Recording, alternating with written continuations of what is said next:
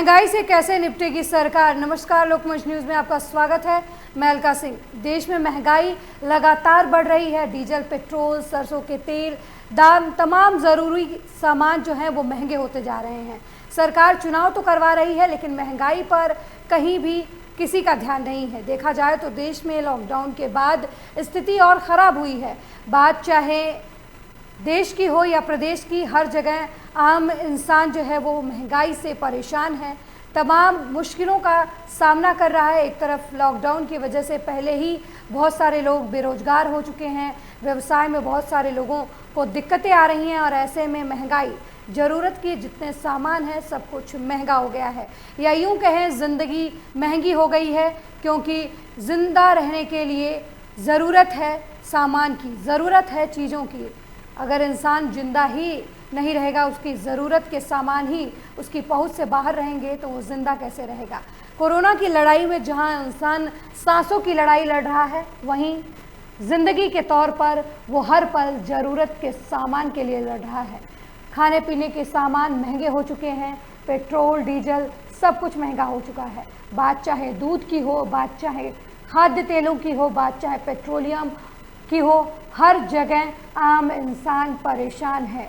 अगर वो किसी तरीके से 2 वक्त की रोटी लाता है तो उसे इस बात की परेशानी होती है, उस बात की चिंता होती है कि आखिर उन्हें वो पकाएगा कहाँ। अगर वो गैस चूल्हे का इंतज़ाम करता है तो उसे सोचना पड़ता है कि अगले दिन का राशन वो कैसे भराएगा, क्योंकि उसकी जेब पर महंगाई भारी पड़ रही है। ज़रूरत के सामान जो हैं वो लगातार किचन से गायब होते जा रहे हैं। एक सामान्य मजदूर जो है वो दिन के 250-300 रुपये कमाता है, और सरसों के तेल की ही बात करें तो ये 200 के आंकड़े के करीब है। तमाम तरीके की परेशानियां आम आदमी झेल रहा है, लेकिन सरकार, सत्ता में बैठे लोग आम आदमी के परेशानियों से बेखबर हैं। आखिर सरकार महंगाई को लेकर कुछ करती क्यों नहीं। महंगाई का वही मुद्दा है जो पिछले 70 सालों से चला आ रहा है। जब भी चुनाव होता है उस वक्त राजनीतिक पार्टियां लोगों को महंगाई कम करने की ख्वाब दिखाती हैं। सत्ता में बैठी सरकारों पर यह आरोप लगाती हैं कि महंगाई है। 2014 में इसी महंगाई के मुद्दे को बीजेपी ने भुनाया था और सत्ता में तब से काबिज है। ये वही बीजेपी है जो महंगाई के मुद्दे पर कांग्रेस को घेरा करती थी, लेकिन अब इन 6-7 सालों में महंगाई अपने चरम पर है। जो पेट्रोलियम कभी 54 रुपये में मिलता था, वो पेट्रोल 100 रुपये पर पहुंच गया है। आज इसी मुद्दे पर चर्चा करने के लिए हमारे साथ अलग अलग पार्टियों के नेता जुड़ चुके हैं। हमारे साथ अनिल सक्सेना, सपा नेता, लाइव जुड़ चुके हैं। सर, आपका बहुत बहुत स्वागत है। बीजेपी से अनुपम भंडारी जुड़ चुके हैं हमारे साथ लाइव। वहीं आज़ाद समाजवादी पार्टी से महबूब बेग जुड़ चुके हैं। आप तीनों मेहमानों का बहुत बहुत स्वागत है लोकमंच न्यूज़ में। सबसे पहले अनुपम भंडारी जी, आपसे मेरा सवाल है, क्योंकि आपकी पार्टी सत्ता में है और बीजेपी ने सत्ता में आने के लिए महंगाई के मुद्दे को हथियार बनाया था। चाहे बात प्रदेश की हो या फिर केंद्र की हो, दोनों ही में सत्ता में बीजेपी है और बीजेपी ने राज्य में सपा के ऊपर हमले किए थे महंगाई को लेकर, और केंद्र में भी इस कांग्रेस को घेरा था। और अब सवाल ऐसा उठ रहा है आपके सामने कि महंगाई चरम पर है। बात पेट्रोलियम की हो, बात खाद्य पदार्थ की हो, बात चाहे दूध की हो, सारे सामान महंगे हो चुके हैं। तो महंगाई के मुद्दे को लेकर बीजेपी कहां तक खरी उतरी सर?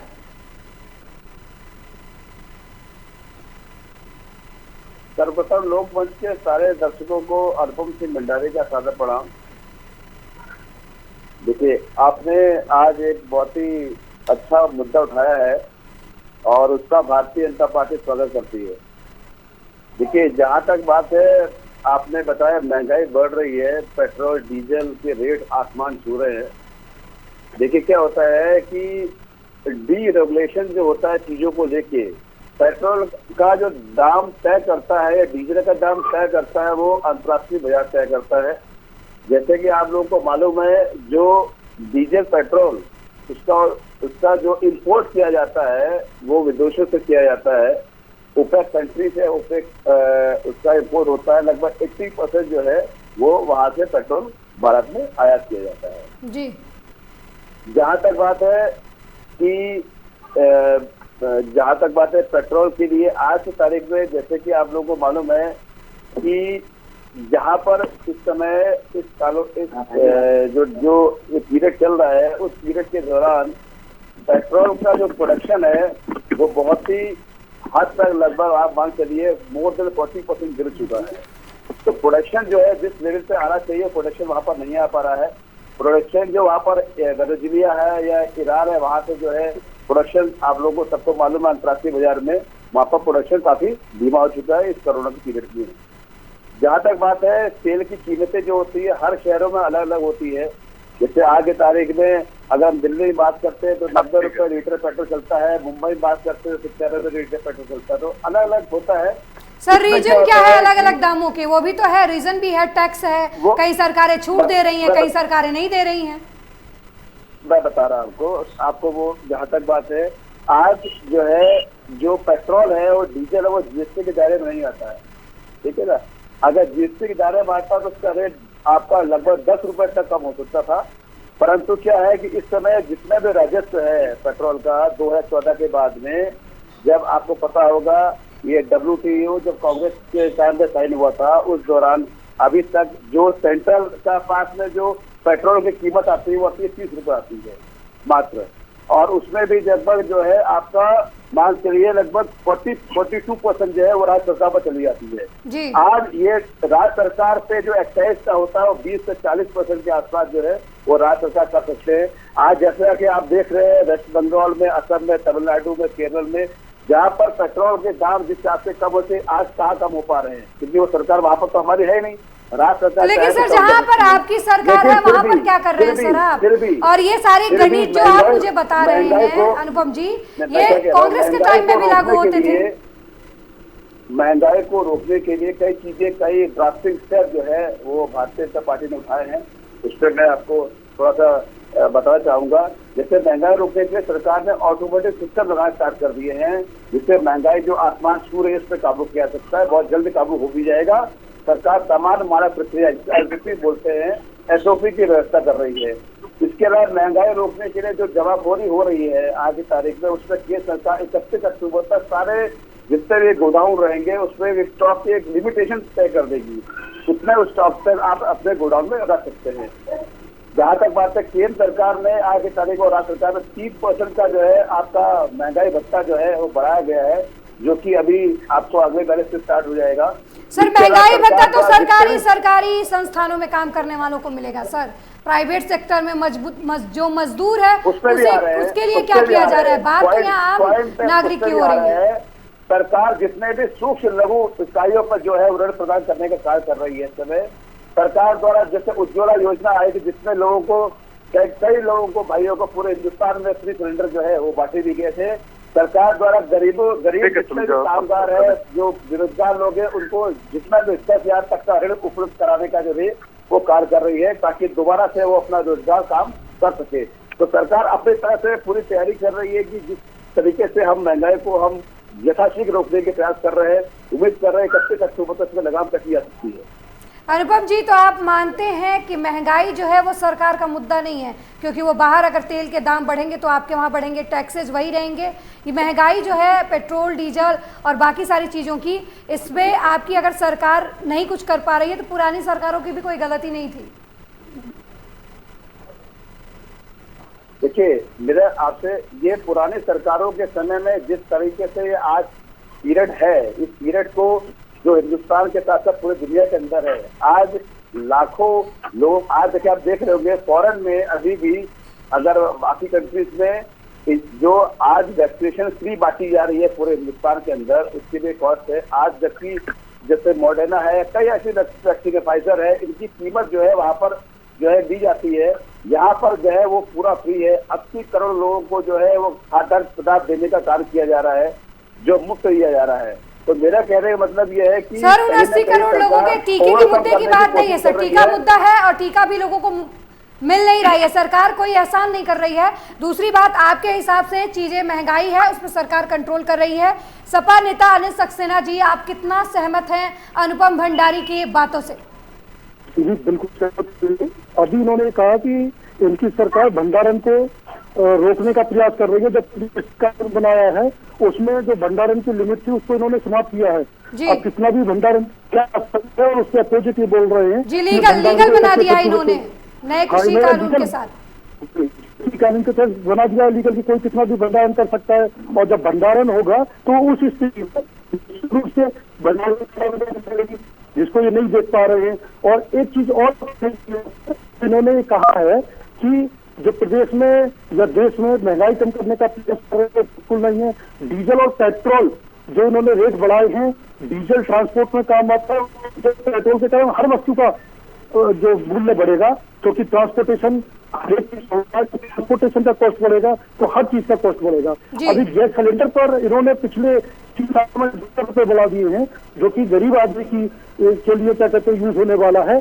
क्योंकि अडानी तो है, अडानी के गैस पाइप से लाइन आ गई है, कनेक्शन आ गए, लेकिन वो बड़े लोगों के घरों में है, जो आदमी है वो सिलेंडर यूज कर रहा है और ये सिलेंडर का रेट दिन पर दिन बढ़ाते जा रहे हैं। जो आदमी है उसके ऊपर बहुत ज्यादा बोझ पड़ रहा है। महंगाई को कंट्रोल करने में ये सरकार बिल्कुल असफल है और कोई प्रयास भी नहीं कर रहे हैं जी। और साथ ही साथ इन्होंने जो भी कुछ किया है भाजपा सरकार ने केवल धर्म के आधार पर लोगों को लड़ाकर इन्होंने वोट प्राप्त किए हैं और उनका एजेंडा रहता है। अभी देखिए अयोध्या में राम मंदिर में भूमि विवाद में सामने आई तो मैं तो इस विषय में मुझे गाना याद आ जाता है कि देते हैं भगवान को धोखा।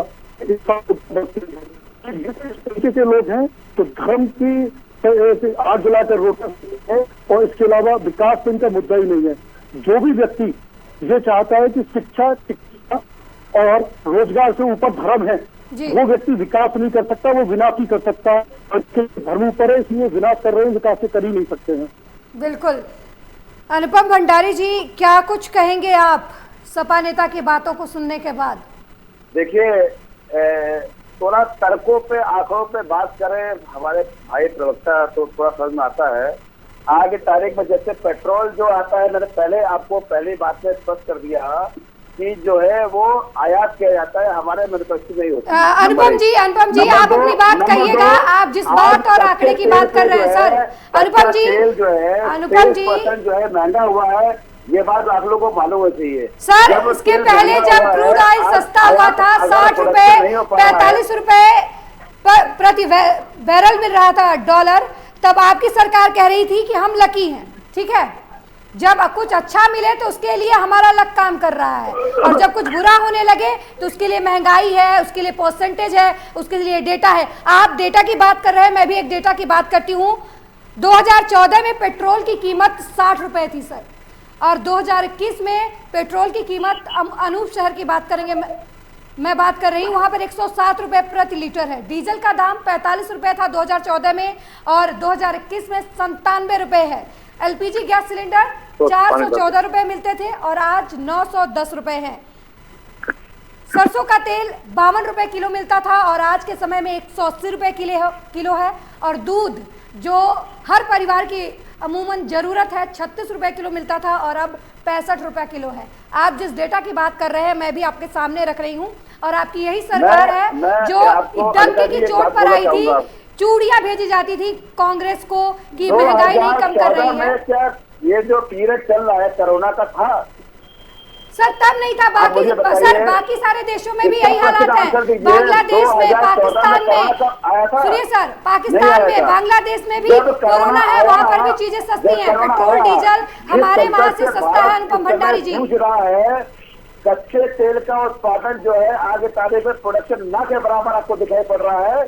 23% रेट बढ़ा दिए गए हैं, ठीक है। वो 23% किसने बढ़ाए हैं?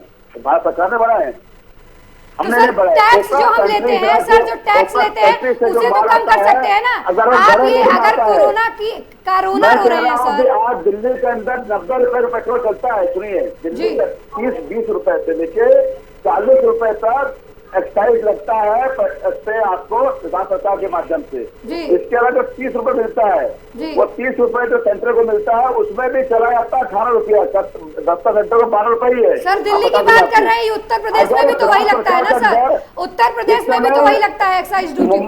मुंबई में किसकी सरकार है? तमिलनाडु में किसकी सरकार है, केरल में किसकी सरकार है। आज के तारीख में अगर इतना अतिरिक्त बोझ जनता पे ना दिया जाए तो वहाँ पर तेल के रेट कब के लिए हो रहे हैं, बढ़ क्यों रहे हैं। सर केरल तमिलनाडु को साइड में रखिए सर, वो तो उनकी समस्या है। आप उत्तर प्रदेश में हैं, उत्तर प्रदेश की जनता को कितना राहत दिया जा रहा है सरकार की तरफ से, इस मुद्दे पर बात कीजिए सर। उत्तर प्रदेश में पेट्रोल डीजल के दाम में कितनी कटौती की गई आपकी सरकार की तरफ से? बिंदु बताए मैंने आपको, प्रमुख 6 बिंदु बताए। आज की तारीख में जिस तरीके से भंडारण किया जा रहा है, जमाखोरी की जा रही है, सरकार उसकी लिमिटेशन तो सर जमाखोरी कौन ये मैंने आपको पहले बताया आपको, रोकेगी? ठीक है। आज की तारीख में एक समान मानक प्रक्रिया SOP बोलते हैं, वो उसकी व्यवस्था की जा रही है। इसके अलावा 31 अक्टूबर तक मैं बात कर रहा हूँ आपको, जो आज की तारीख में प्याज का रेट महंगा हो गया, तेल का रेट महंगा हो गया, सब्जी का रेट महंगा हो गया, ये सब अंडर कंट्रोल में रहेगा, मैं फिर बता रहा हूँ आपको। बस आप, और दूसरी बात ये है, जितने भी लोग हमारे राज्य सरकार के लोग हैं, उनका जो सैलरी है वो भी 3% के आसपास बढ़ेगा। जितने भी हमारे भाई बहन को पहले भी मुफ्त में जो है वो गैस सिलेंडर मिल रहा था, उज्ज्वला योजना के तहत लाखों लोगों को रोजगार मिला, राजकोट लोकल लोगों को सिलेंडर मुफ्त मिला, ये आपने सबने देखा। आपने उसके साथ आज भी वही करा जाएगा, वो कराता रहेगा। लाखों रोज बेरोजगार भी हुए अनुपम जी। जितने भी छोटे लोग हैं, मैंने फिर बताया, उनको 10,000 जो कोरोना जो जिनकी जॉब चली गई है, रोजगार चला गया है, 10 रुपए तक बिना किसी ब्याज के ऋण दिया जा रहा है। उसके साथ साथ अपना ताकि वो दोबारा से जो है अपने पैरों पर खड़े होकर काम कर सके। इसके अलावा जितने भी लघु इकाई है उसमें ऋण दिया जा रहा है। आज आपको बता दूं, जितने भी SME यूनिट से स्टार्ट की जा रही है, जिसमें 1.5 करोड़ लोगों को रोजगार दिया जा रहा है, वो कितनी बन रही है? 31,542 यूनिट आ रही है। तो ये सब चीजें राज्य सरकार कर रही है। ये इसका ध्यान ऐसा नहीं है कि आपको ध्यान हमको ध्यान नहीं है, हमको भी ध्यान है, इस पर स्टेप बाय स्टेप काम किया जा रहा है। बिल्कुल अनुपम जी। महबूब बेग जी, आपने अनुपम जी को सुना, इन्होंने कहा कि राज्य सरकार बहुत कुछ कर रही है, कोरोना के हालात कोरोना रो रहे हैं। आपको कहां तक लगता है ये महंगाई कंट्रोल करने में बीजेपी सरकार असफल है, या फिर वाकई में स्थितियां ऐसी हैं जिसकी वजह से कंट्रोल में कुछ नहीं है? अलका सिंह जी, हेलो जी बोले सर। आवाज जा रही है मेरी? बिल्कुल बिल्कुल सर। ये महंगाई डिबेट का इशू होना ही नहीं चाहिए, ये उत्तर प्रदेश गवर्नमेंट का अत्याचार का इशू होना चाहिए। इस वक्त जनता पे जो अत्याचार हो रहा है महंगाई के जरिए, इसको महंगाई कहना ही ठीक नहीं। एक तो कोरोना से सबके रोजगार चले गए, सबके बिजनेस बंद हो गए। अब बड़े बड़े इंडस्ट्रियलिस्ट को, पूंजीपतियों को बेल आउट पैकेज दिया गया जी।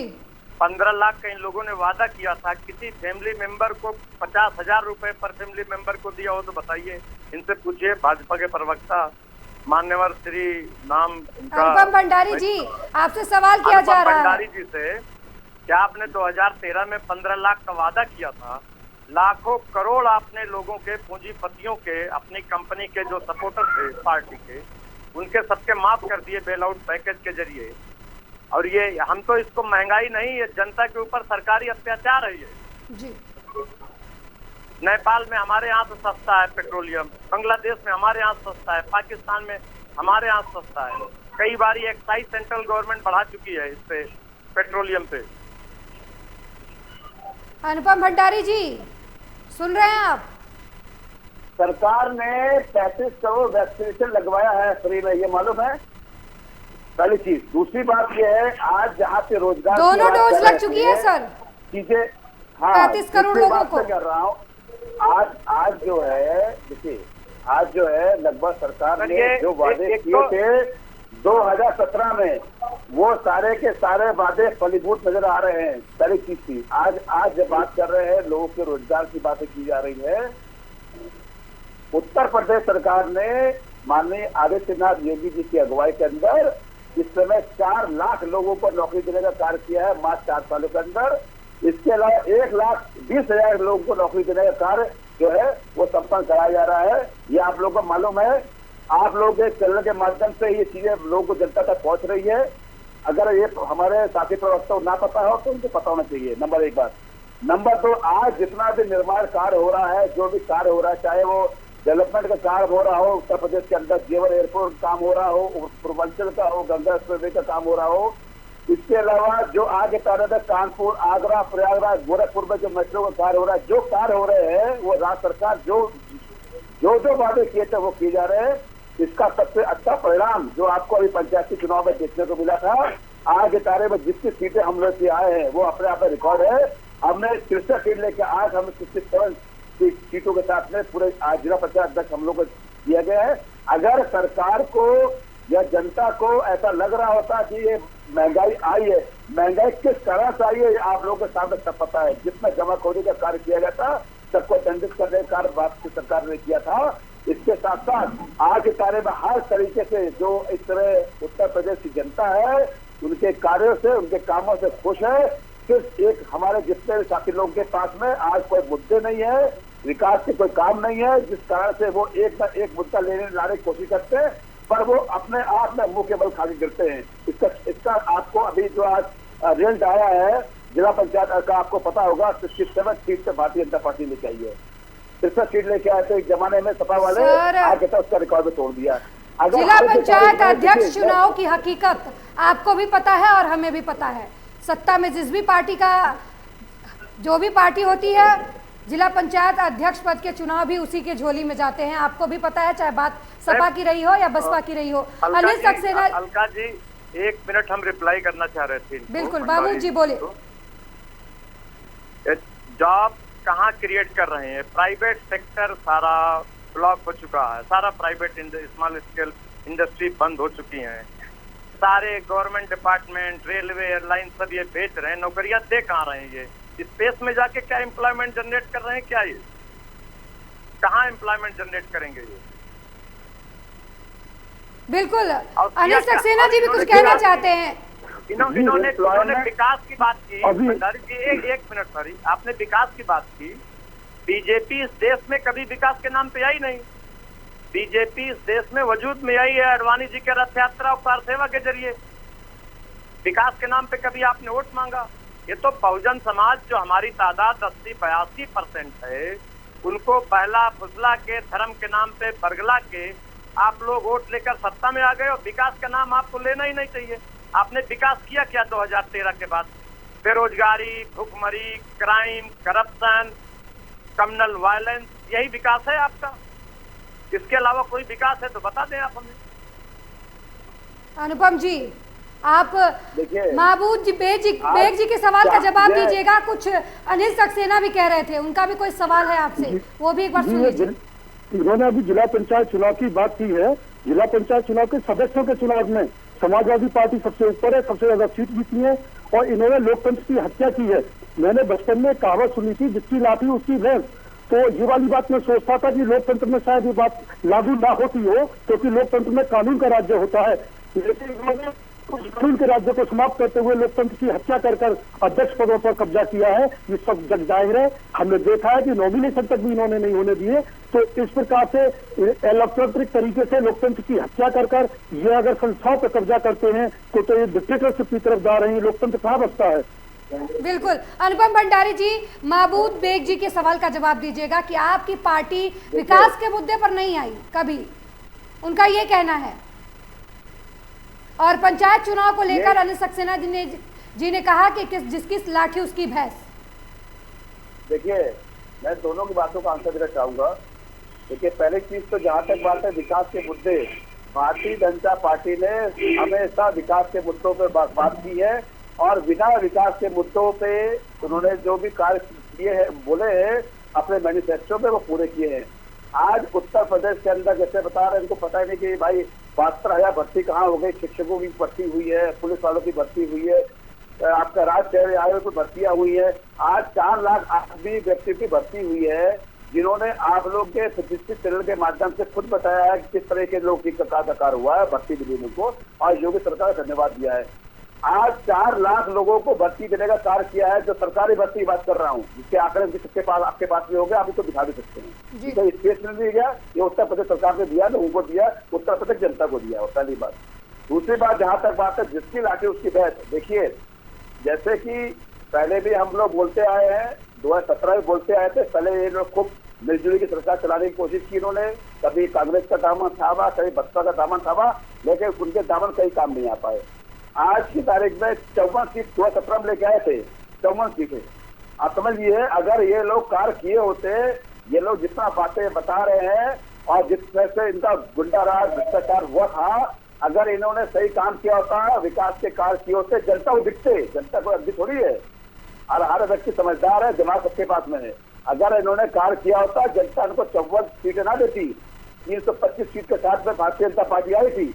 इस बार पुनः अगर आगे तारीख में आपको लगता है, अगर जनता ने भारत सरकार के अंदर या राज्य सरकार ने काम किया है, तो जनता ने इस बार दोबारा से भारतीय जनता पार्टी को 2022 में चुनाव, जैसे जिला पंचायत में आपको देख रहे हैं, इनको केवल हवाई की बातें लग रही हैं, ये आपको 2022 में दिख जाएगा।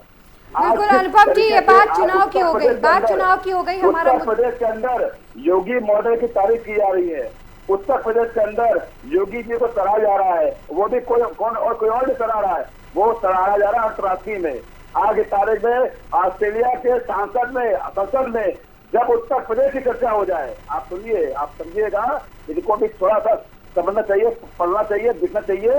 अगर उत्तर प्रदेश की चर्चा विदेशों में हो रही है, ऑस्ट्रेलिया के संसद में चर्चा हो रही है कि उत्तर प्रदेश ने बहुत बड़ा काम किया, इतनी बड़ा जनसंख्या का राज्य होने के बावजूद जिस तरीके से इन्होंने मेंटेन किया, जिस तरीके से इन्होंने गुड मैनेजमेंट का कार्य किया है, उस कार्य से हमको भी सीखना चाहिए। ये अपने आप में सम्मान की बात है। WHO आगे तारीख में सम्मान दे रहा है कि इन्होंने अच्छा कार्य किया है। प्रधानमंत्री मोदी जी ने अभी व्यवस्था से बोला, उत्तर प्रदेश में जो कार्य किया वो बहुत ही अच्छा कार्य किया गया है।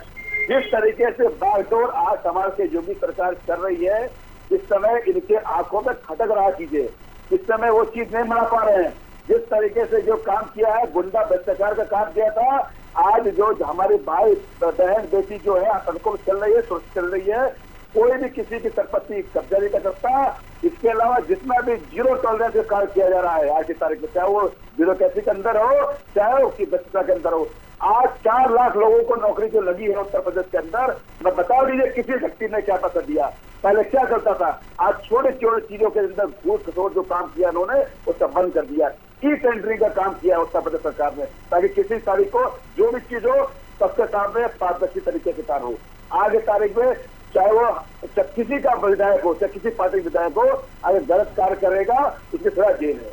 ये उत्तर प्रदेश सरकार ने दिखा दिया है। आज यही चीज जनता को भा रही है, ये चीज जनता को समझ में आ रही है। आज जो मैं मानता हूँ महंगाई हुई है, मैं मानता हूँ आगे पेट्रोल डीजल के दाम बढ़े हैं, मैं मानता हूँ आगे तारीख में सब्जियों के रेट बढ़े हैं, लेकिन क्यों बढ़े हैं? ये आप लोग भी क्या गांधारी का पट्टी नहीं बांधे? आप लोग के सामने सब कुछ है। जिस तरीके से काल आया है, जिस तरीके से ये महामारी आई है हमारे देश के अंदर, उत्तर प्रदेश के अंदर सब जगह आई है, और जिस तरीके से उसको मेंटेन करने का काम किया गया है, उस कंट्रोल करने का काम किया गया है। आगे तारीख फिर भी उत्तर प्रदेश के अंदर जितना भी जो काम जमाखोरी हो रहा है, जो काम हो रहा है, आज जब प्रोडक्शन इतना नहीं हो रहा, 1% उत्पादन घटा है, खुद बता रहा है अंतर्राष्ट्रीय मीडिया, तो हम बता रहे क्या? अनुपम भंडारी जी, बिल्कुल आपके हिसाब से सरकार जो है, आज जब दिल्ली के अंदर 90 रुपए का पेट्रोल जा रहा, भारत सरकार के साथ साथ राज्य सरकार की जो सरकार है वो काय टैक्स नहीं कर देती। आज मैं बता, तमिलनाडु में, पश्चिम बंगाल में, केरला में ये क्यों टैक्स करने का, बॉम्बे में क्यों कम नहीं कर देते? वहां तो उत्तर प्रदेश सरकार तो है नहीं, तो सॉरी भारतीय जनता पार्टी सरकार तो है नहीं। लेकिन आप समझ, ये एक राजस्व का एक जरिया है, जिस तरीके से लोग वहां पर अपनी चीजों को करते हैं वो सभी सरकार कर रही है। उसके बावजूद उत्तर प्रदेश के अंदर माननीय आदित्यनाथ योगी जी की सरकार के अंदर जो काम हो रहा है, विकास का कार्य हो रहा है, हमेशा उत्तर प्रदेश के अंदर या पूरे सरकार के अंदर भारतीय जनता पार्टी कभी से मुद्दों की बात नहीं करती। हाँ, ये जरूर है, राम आज की तारीख में बिल्कुल सर, समय की कमी की वजह से इस डिबेट को यही रोकना पड़ रहा है। बहुत बहुत धन्यवाद आप तमाम मेहमानों का।